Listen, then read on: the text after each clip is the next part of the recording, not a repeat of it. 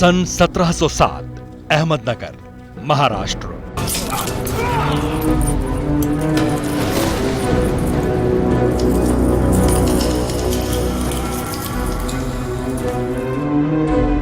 मैं एक अजनबी की तरह आया और अजनबी की तरह ही चला जाऊंगा।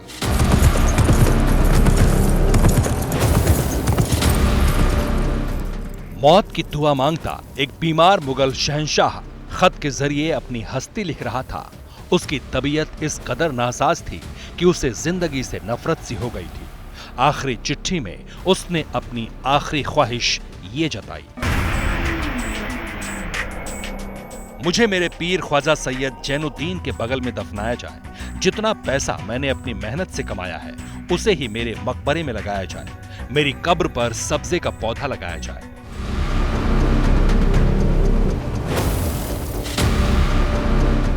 बादशाह के हुक्म की तामील उसके बेटे आजम शाह ने की। अहमदनगर से 114 किलोमीटर दूर खुल्दाबाद में पीर की मजार के बगल में बादशाह को दफनाया गया। उसकी कब्र पर हरी घास का पौधा लगाया गया। लेकिन बादशाह का मकबरा जो बना वो लकड़ी का था।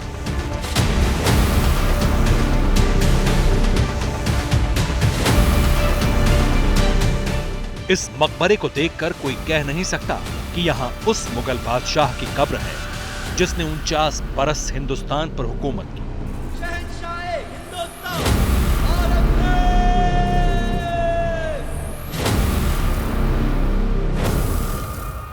अंग्रेजी राज में जब लॉर्ड कर्जन ने इस मकबरे को देखा तो उसे भी तरस आया। कर्जन ने मकबरे को इमारत की शक्ल दी।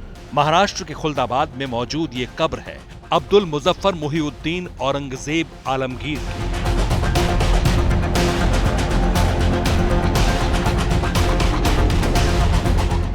वही औरंगजेब जो मुगल सल्तनत का सबसे विवादास्पद बादशाह है, जिसने असम से कच्छ तक, कश्मीर से दक्कन तक की धरती को तलवार की धार पर लहूलुहान कर दिया।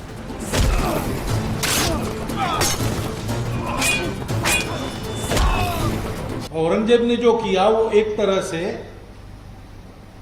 इस देश के मुसलमानों में एक अलगाव पैदा करने के लिए पुराना जो एकता की और उदार था उसको मिटाने की बात।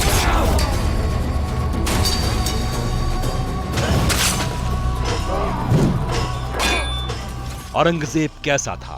क्या उसे दूसरे मजहब से नफरत थी? क्यों उसे कट्टर मुगल बादशाह कहा जाता है? और क्यों माना जाता है कि उसने सबसे पहले सरजमीन हिंद पर हिंदू मुसलमानों के बीच नफरत की दीवार खड़ी की?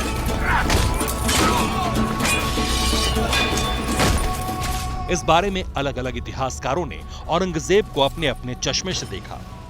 इतिहासकारों के एक बड़े वर्ग ने औरंगजेब को कट्टर, अंधविश्वासी, सनकी और क्रूर बादशाह माना। उसकी वजह थी औरंगजेब की हिंदुओं से नफरत, जो उसके कारनामों से साफ झलकती है। इतिहास बताता है कि औरंगजेब और बाबर की शख्सियत सोच की बुनियाद पर मिलती जुलती थी। बाबर ने अपनी किताब तुजुके बाबरी में हिंदुस्तान के बारे में लिखा, हिंदुस्तान दिलचस्प मुल्क है। यहाँ लोग खूबसूरत नहीं, लोगों में शायरी करने का हुनर नहीं, तमीज, तहजीब और बड़ा दिल नहीं, कला शिल्प में सही अनुपात नहीं, यहाँ गुसल खाने और मदरसे भी नहीं।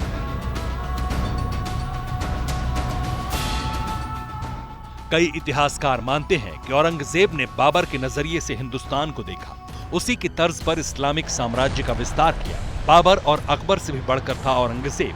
दुस्साहस में अपने तमाम पुरखों से कहीं आगे था औरंगजेब।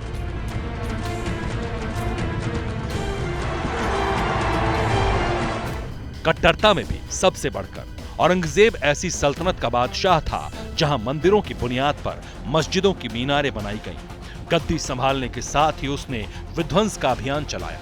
बादशाह के लिखित फरमान पर हिंदुओं के मंदिरों को गिराने का सिलसिला कई बरस चला और औरंगजेब ने हजारों हिंदू मंदिरों को खंडहर बनाकर मस्जिदें खड़ी की। औरंगजेब ने 1660 में मथुरा में कृष्ण जन्मभूमि पर बने कृष्ण मंदिर को तोड़वाकर ईदगाह बनवाई। इसी साल औरंगजेब ने वृंदावन नगर में वैष्णव संप्रदाय के मदन मोहन मंदिर को गिरवाया। 1665 में औरंगजेब ने सोमनाथ मंदिर को तहस नहस करवाया। 1669 में मध्य प्रदेश के विदिशा में चर्चिका देवी मंदिर को औरंगजेब ने ध्वस्त कर मस्जिद बनवा दी। वृंदावन के विशाल गोविंद देव मंदिर को औरंगजेब की सेना ने लूटपाट के बाद तबाह किया। 18 अप्रैल 1669 को औरंगजेब ने एक फरमान जारी कर काशी विश्वनाथ मंदिर ध्वस्त करने का आदेश दिया। औरंगजेब का ताप झेलने वाले ये सिर्फ प्रमुख धार्मिक स्थल है।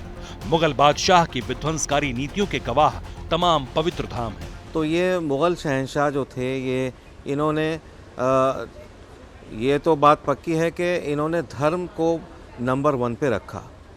अलावा इसके ऐसा नहीं कि बिल्कुल ही सब मार काट किया करते थे, कुछ हद तक सेकुलर भी थे।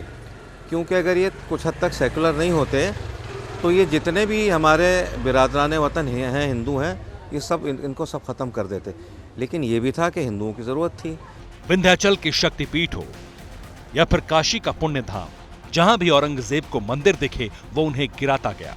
औरंगजेब के कारनामे दस्तावेजों में दर्ज हैं।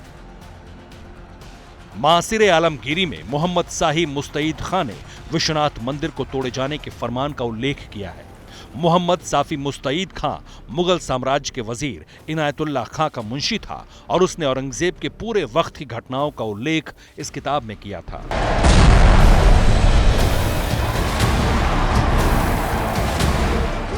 इतना ही नहीं, काशी के गजेटियर में औरंगजेब के फरमान का जिक्र है। 1965 में इलाहाबाद की सरकारी प्रेस से छपे गजेटियर में पेज संख्या 25 से पेज संख्या 77 तक वाराणसी का इतिहास लिखा है।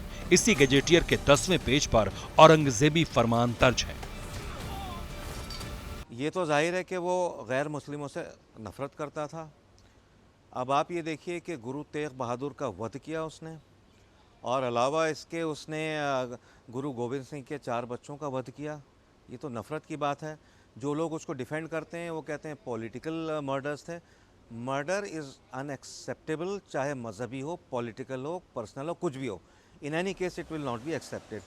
तो इससे तो जाहिर होता है कि उसको गैर मुस्लिम लोगों से, चाहे वो सिख हो, नया धर्म चालू हुआ था, या फिर हिंदू हो या कोई और हो, उनको पसंद नहीं करता था। बर्बर बादशाह औरंगजेब शमशीर की जुबान बोलने का आदी था। उसने अपने मरसिया पढ़े जाने के वक्त खुद को फकीर की तरह पेश किया। कच्ची कब्र में दफन किया गया औरंगजेब मुगलिया सल्तनत का वो बादशाह है।